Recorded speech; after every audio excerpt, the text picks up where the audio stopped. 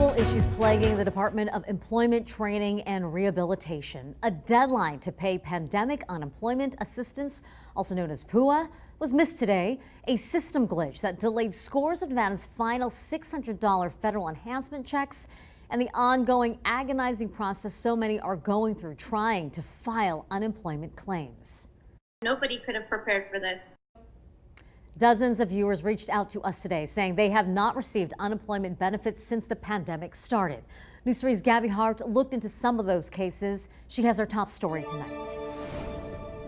Now, some people say it's been months since they filed for unemployment.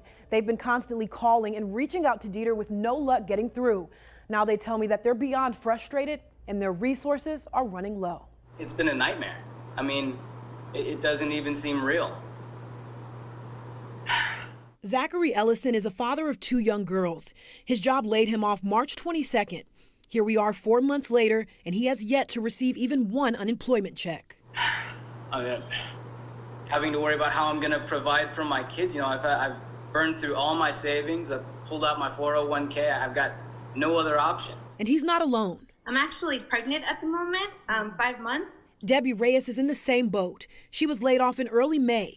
Now she's trying to figure out how she'll pay the bills and provide for the new life that she's preparing to bring into this world. I've tried to keep calm just because they say it's best for baby to keep calm, but it's very stressful. It's nerve-wracking. Both Debbie and Zachary say they've made dozens upon dozens of calls and sent emails trying to get answers.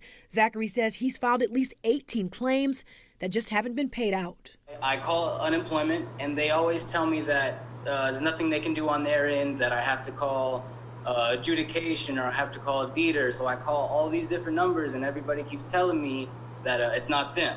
They can't do anything about it. Some days I get lucky and I get through. They have you hear the recording. It's about 5 minutes long, and then they say, all of our operators are busy, call back another time. And then they hang up on you.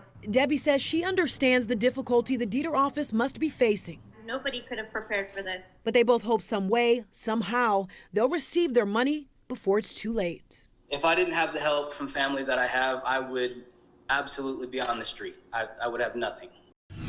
Let's begin by just looking at a general assessment of what's going on. In more than half the country right now, we've got states that you could say are going in the wrong direction, not the right direction.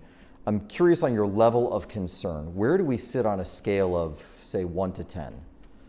Well, I think what we're seeing now is particularly difficult because it started with asymptomatic spread, really, under 35-year-olds, we believe. And before, you have to really get on top of it very early. And I think states had become so good at detecting outbreaks, stopping community spread throughout May. When they first see that uptick in cases and that uptick in test positivity, they almost think it's the same thing, but it really isn't. It's really much broad-based asymptomatic spread among a younger generation. We know that then becomes spread to the parents, spread to the grandparents, and that's when it becomes a very dangerous spread because of the impact. Overall, are we in better or worse shape than we were, say, late March?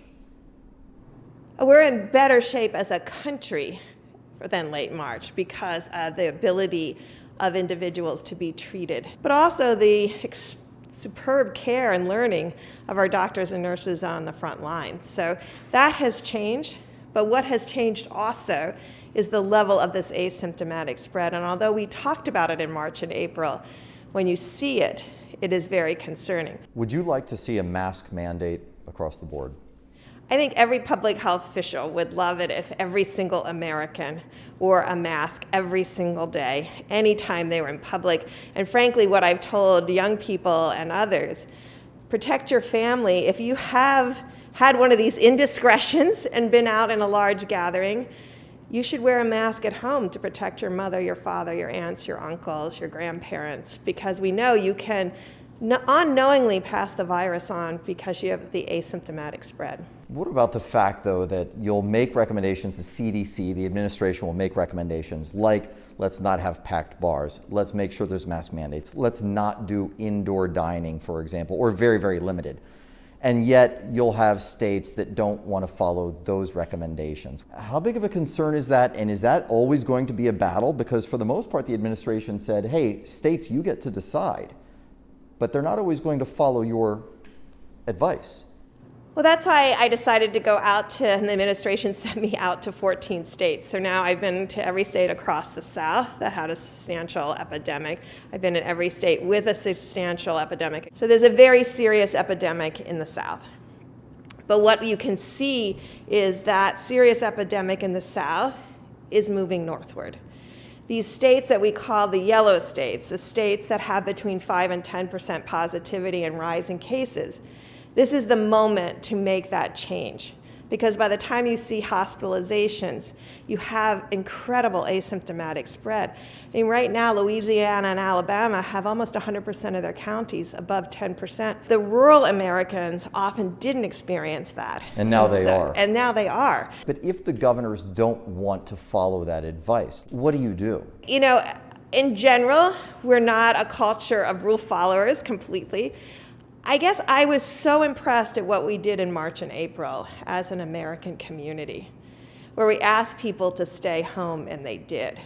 Now we're asking people to do something different that allows them to still go out, that allows them to see their parents and their grandparents and their friends, but 6 feet apart like us and wearing masks. Going into another phase where we lock everybody down again would be even more difficult. There was a lot of chatter. I was getting emails and texts from friends who said, we're hearing that there might be a national lockdown.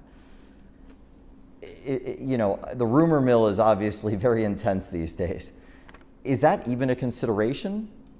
Well, I think the president's made it clear that that is not an option right now, and believes that there's a way, like with Arizona, Texas, Florida, where we can make progress together. What it does require, and I just want to be very clear, it requires all of us to do the right thing. If we want our children back in school, if you want to be able to go to university, we are going to have to change our behavior in these ways of always wearing a mask, always being social distant. And it's hard to remember sometimes. But sure. I almost, when someone gets too close now, I almost recoil because you're so used to now my 6 feet. And I know that's hard for Americans, but it's possible. You mentioned children. Do we know for certain whether or not children, say under the age of 10, can spread the virus? I don't. And I think we do have that primary study out of South Korea. Until I can see that in the United States, how we interact, how our families interact are very different at times than other countries, and I think it's really important. I know children under 10 can get infected. Like individuals under 35, they may have a very mild or even invisible disease, but they're infected. What I don't know is how many transmit the virus. And that's obviously a concern for reopening schools. It's a concern for reopening schools if we don't take the precautions. Can we get, quote unquote, back to normal until there's a vaccine? We have this new normal. And guess what we're saying and asking every American to do is to adopt this new normal.